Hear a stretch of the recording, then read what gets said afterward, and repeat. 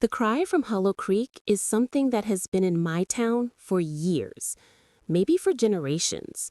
It's supposed to be the sound of a woman who lost something in the woods behind the old cremation ground. The night had a strange stillness about it, the kind that made even the trees hold their breath.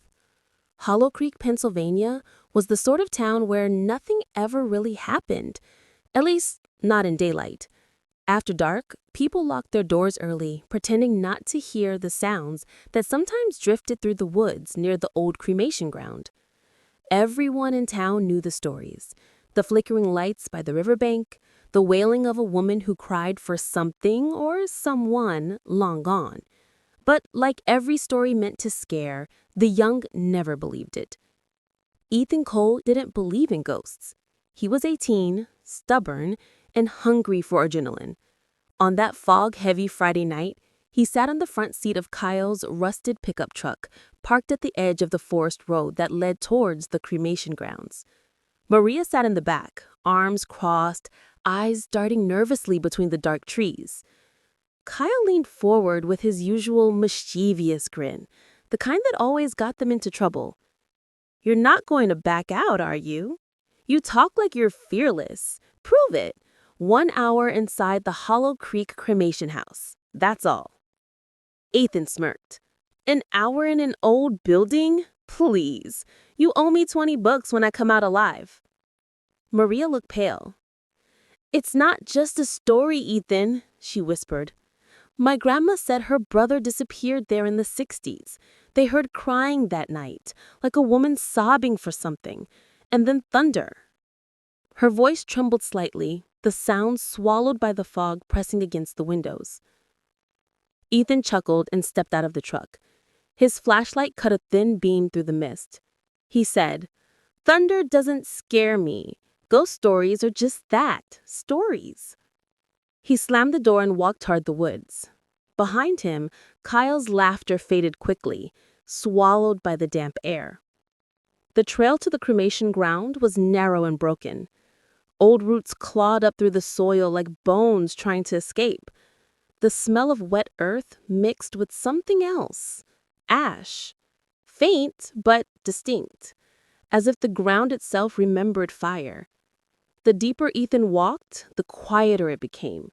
No wind, no crickets, no sound of life. Only the crunch of his boots on gravel. When he finally reached the iron gate, he paused. It loomed out of the fog, half swallowed by vines. The letters Hollow Creek Crematory were barely visible, eaten by rust. His flashlight flickered. Once, then steadied. He muttered, "Well, here we are," and pushed open the gate. The metal shrieked in protest, echoing into the darkness like a scream. The cremation ground looked like a graveyard of forgotten things. The old brick building stood in ruins, its chimney tilting like a broken monument. Scattered around were fragments of old metal stretchers, cracked tiles, and weeds pushing through what had once been a concrete floor. The air felt heavier here, colder. The smell of smoke was stronger now, though no fire had burned in decades. He stepped inside the building, brushing past the hanging door. The beam of his flashlight swept across the room. A half-collapsed ceiling, soot-stained walls, and the black mouth of the old furnace at the center. He could almost imagine the sound of it burning, the heat, the screams of the dead who'd been reduced to ashes. He shook off the thought. Creepy, but not haunted. Then he heard it. A voice, soft, fragile, almost too faint to be real. "Help me." Ethan froze. The flashlight trembled in his hand. He swung it toward the corner of the room, his breath catching. "Kyle! Maria? This isn't funny." There was no reply, just a low hum of wind slipping through cracks in the walls. He moved closer, his boots crunching over old debris. Then, something glinted on one of the tables, a small white bangle. He picked it up. It was cold. too cold. A sharp chill crawled up his arm, sinking into his veins. The moment his fingers closed around it, the light flickered violently and died. He cursed under his breath, tapping the flashlight until it blinked back on.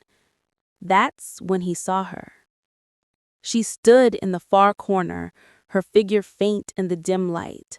A woman, barefoot, her dress white but stained with soot and ash.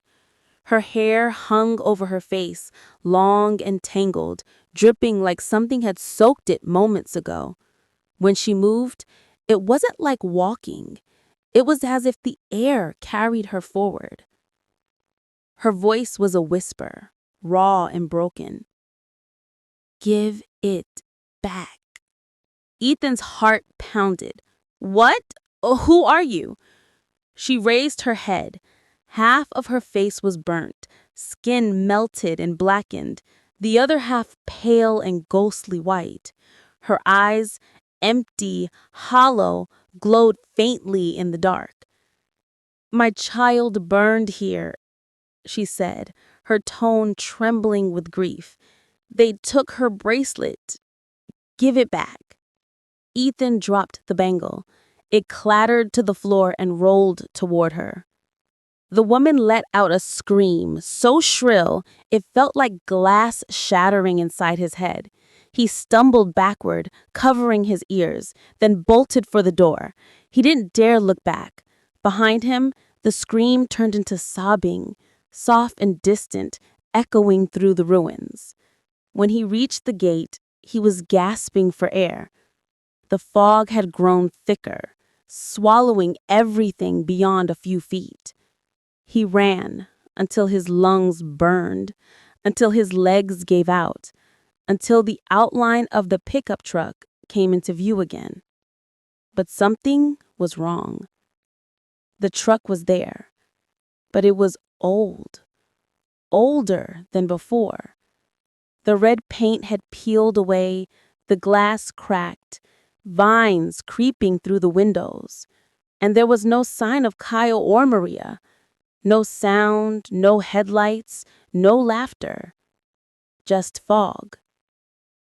He called their names, his voice trembling. "Kyle! Maria!" The woods answered with silence. Then faintly, through the mist, he heard it. The same woman's voice, now closer, whispering like a lullaby for the dead. "Why didn't you save her?" He turned around slowly, heart thudding in his chest, and standing just beyond the fog, barely visible but unmistakably there, was the woman in white.